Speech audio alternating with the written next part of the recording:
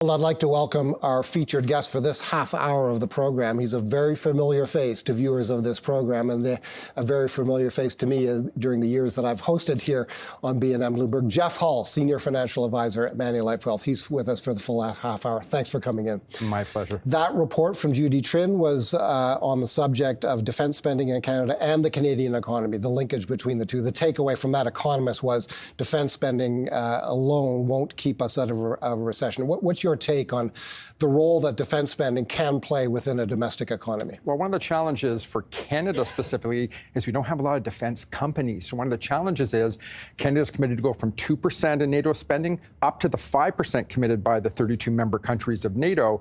The problem is if Canada's going to spend that outside of Canada, it's sending our dollars away to other countries, whether that's Germany, Italy, etc.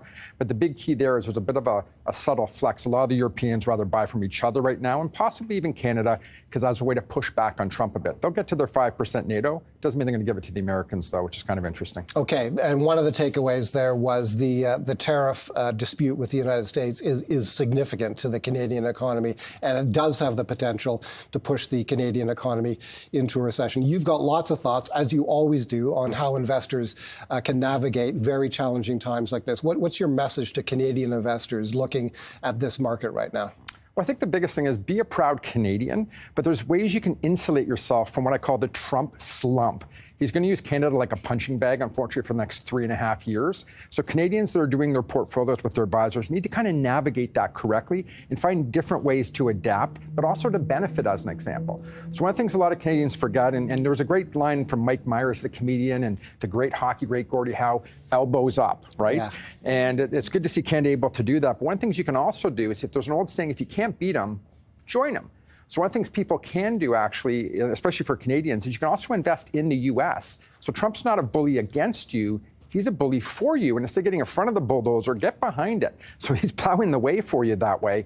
And also, I find too many Canadians by far have way too much Canada in their portfolios. And a lot of advisors in Canada tend to gravitate because it's our country. Mm-hmm. But if you think about it, most Canadians have their home in Canada, their bank account in Canada, their job in Canada. They've got maybe a cottage in Canada. They got enough Canada. Canada's roughly 2% of the world market. 98% of all the other stuff is beyond our border. So one way to get a benefit from Trump is hop the border and buy some of the American companies out there as well to benefit from his pro-business, low-tax agenda. You can always circle back into Canadian investments if you choose, as an example. So it sounds like you don't buy the thesis that's out there among some of your peers in wealth management that because of tariffs, because of populist government, because of deficits and debts that are running, in the eyes of critics, out of control, U.S. assets are on the wane, that the sun is setting on U.S. assets. I don't necessarily believe that. I think the U.S. still, its best days are coming, especially when the Fed actually starts to reduce interest rates, which can be rocket fuel for the markets.